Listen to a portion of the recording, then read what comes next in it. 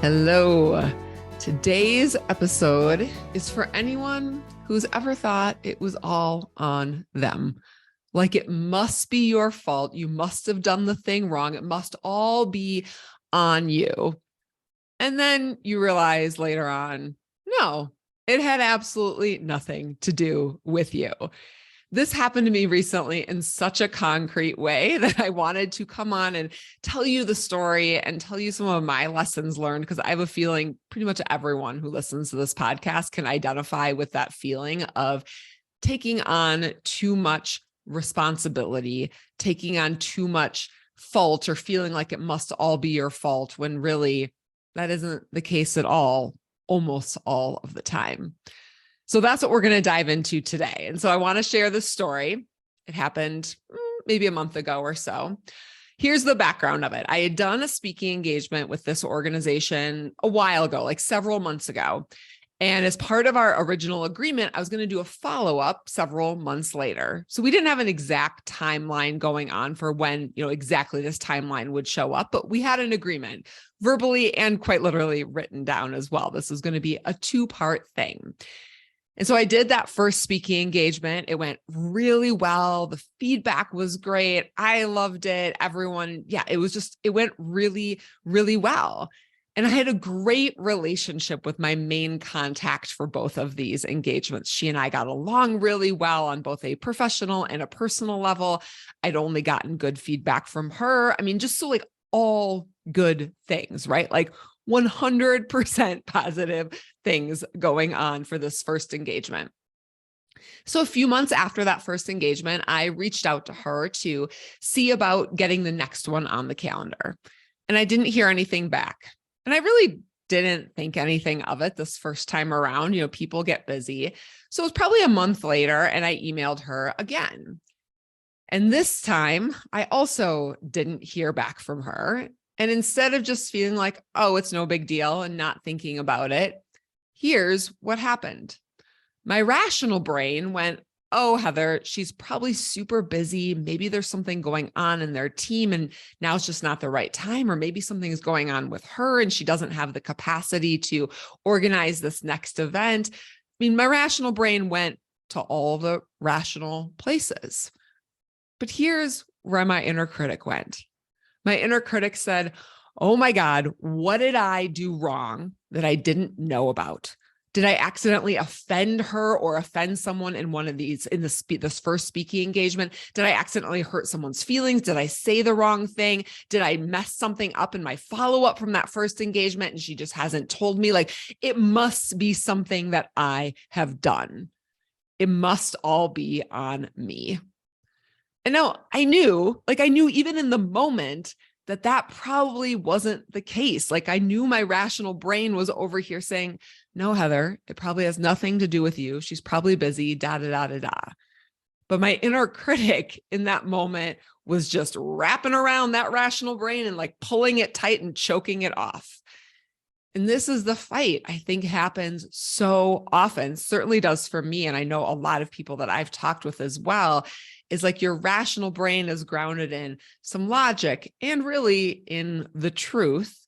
And your inner critic is just like, nope, I don't care what that rational brain is saying. I'm going to think it is all on me, that clearly I must have done something wrong. I must have hurt someone's feelings. I must have offended someone.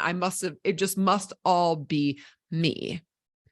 And this is the fight that I had in that moment, that I must have done something horrible or have done something wrong, even though my rational brain was like, Heather, no, you know that that's not actually the truth.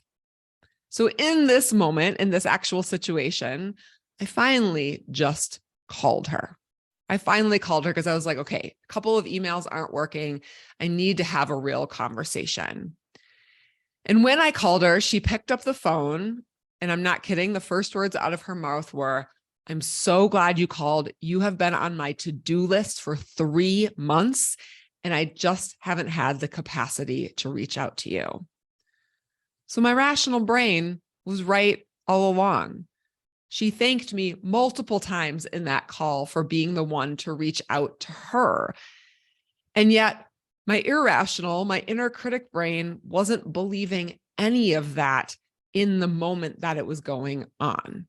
There was like a 20% pull back towards the rational brain and 80% that was going down this rabbit hole of thinking that it all must be on me, that I had done something wrong, even though no one had actually told me I'd done anything wrong. And all of the positive feedback had told me that this first engagement had gone really, really right.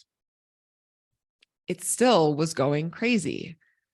So I learned a lot of lessons from this story, and I wanted to share those with you as well, because I think there are things that we can do in the moment to reel ourselves back in and to calm down that inner critic.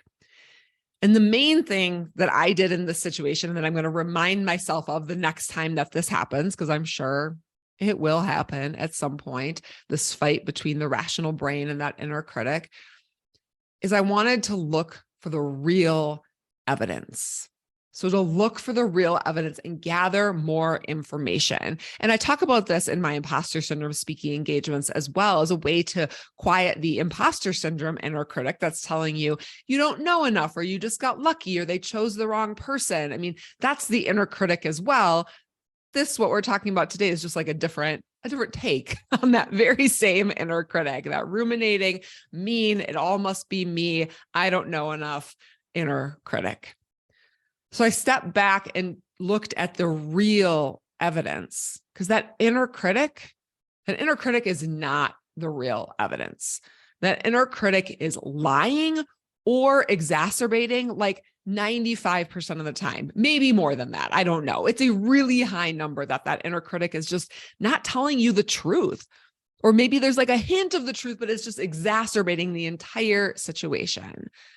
So to go in and look for the real evidence. And part of the reason that this is so important is to calm down and get more information, to calm down that inner critic. But also it's because occasionally there is something that you made a mistake, you hurt someone's feelings, something that needs to be amended, an apology that needs to happen, something that needs to be shifted. I mean, all of those things, like sometimes we did do something wrong. Sometimes I've done something wrong that I need to correct, that I need to apologize for. I mean, in the realm of what the inner critic is going on, this is like the tiniest little sliver of when that actually happens. But I want myself and I want all of you to be open to that possibility. That this isn't about thinking we get it right all of the time, because we don't. And sometimes there are steps that need to be taken to make amends. But we can figure that out by looking for the real evidence.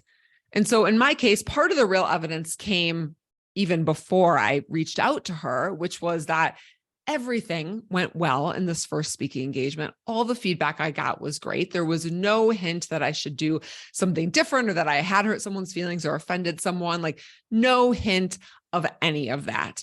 Everything was positive. So that was like evidence number one.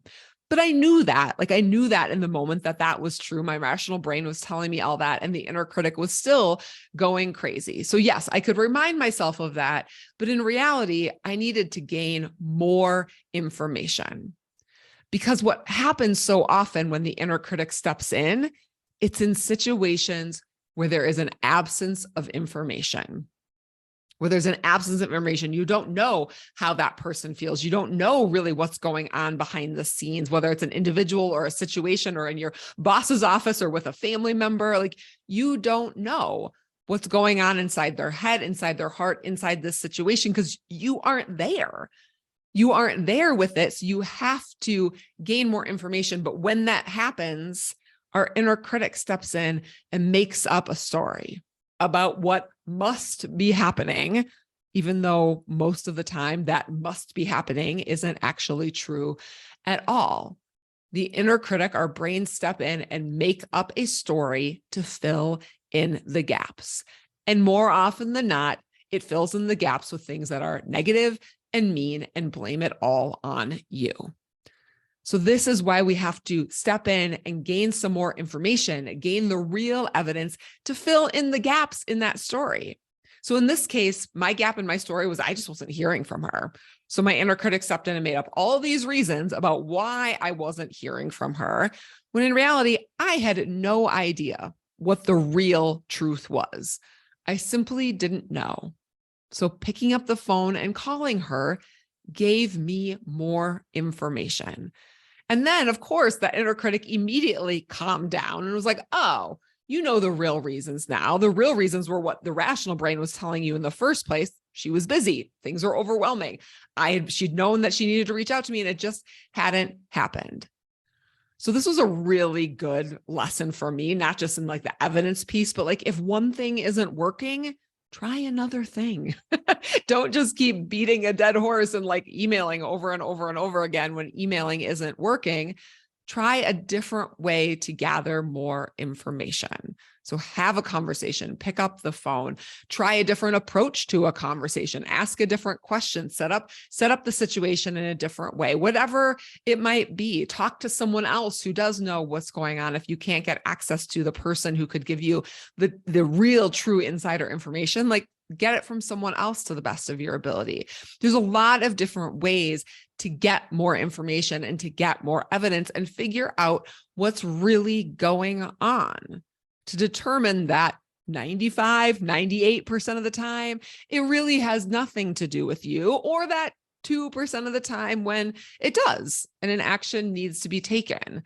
And either way, you are in a way better situation because the 98% of the time that the inner critic was wrong, you can calm down and that anxiety goes away, that inner critic goes away. Or the 2% of the time that it does have something to do with you, you can do something about it then, instead of stewing everyone involved in the not knowing and not knowing what to do. You can take action. You can remedy the situation. You can apologize. You can have a conversation, whatever it is. You can move forward and take action. But know also that most of the time, it's not you. It has nothing to do with you. That's that inner critic, that perfectionist, that high expectations that we hold of ourselves, and our ability and trend, pattern of our brains to step in and think everything must be negative. And this is a survival mechanism. It makes sense. It's just trying to protect you, but it does its job too well. And in reality, in this situation, it's trying to protect you from things that like aren't even remotely going on. This is not a survival situation, but that's why your brain tends to think of all the negative that could go wrong, because it's trying to protect you. So you have to gain more information, look for the real evidence to determine what is actually accurate, what's going on in this situation. And the other piece of this that's just such a good reminder that I remind myself of all the time, and so I thought I would pass it along to you, is that we just don't know what's going on for other people. We don't know what their reality is. So when I called this woman, when I called her back, I just tried to say like, hey, I hadn't heard back from you. I sent you a few emails and I hadn't heard back. And I thought that was really strange. So I just wanted to check in and see if everything was okay. So I went in with a question, with some compassion, with some empathy, and that was real. I didn't have to fake all of that. Like, I got to choose to act on my rational brain in that moment and just ask a question, gather more information, check in with her as a person and not just my contact for this event.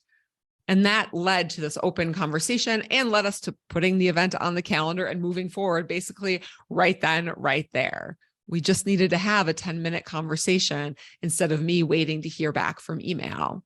So we don't know. We don't know what's going on for people. In this case, she was just really busy. But in other cases, it might be that something personal was going on. It might just be that the work with me wasn't a priority for her in that moment. And that's okay too. It was a priority for me to get into contact with her, but it's okay that it wasn't a priority for her to get into contact with me, because I don't know what's going on for her. And you don't know what's going on for the other people, even sometimes people really close to us in our lives. We don't really know what's going on inside their head and their heart, but we can ask questions. Of course, you can't force them to share, but you can ask questions to better understand, to gain more evidence, to quiet down your inner critic, determine if there is a place you need to take action or make amends, and look for that real evidence. Look for that real evidence so you can move along with less of a pit in your stomach, less of a racing head, less of that rumination and that inner critic that just goes down a rabbit hole and takes up so much space and energy in our lives, doesn't it? I know it definitely has and does for me. I catch myself in it often still, even though it is so much better than it used to be. And I still catch myself in situations like this. I still catch myself in the inner critic and taking on more responsibility emotionally or physically for things around me, and having to look for the real evidence and recenter into myself, slow down and see what's really going on. So this is it. This was the story I wanted to share with you today, because I just had a feeling that probably a lot of you can relate to this as well. And I thought that this looking for the real evidence might be helpful for you too. So treat yourself with compassion, look for that real evidence, and know it's probably not you.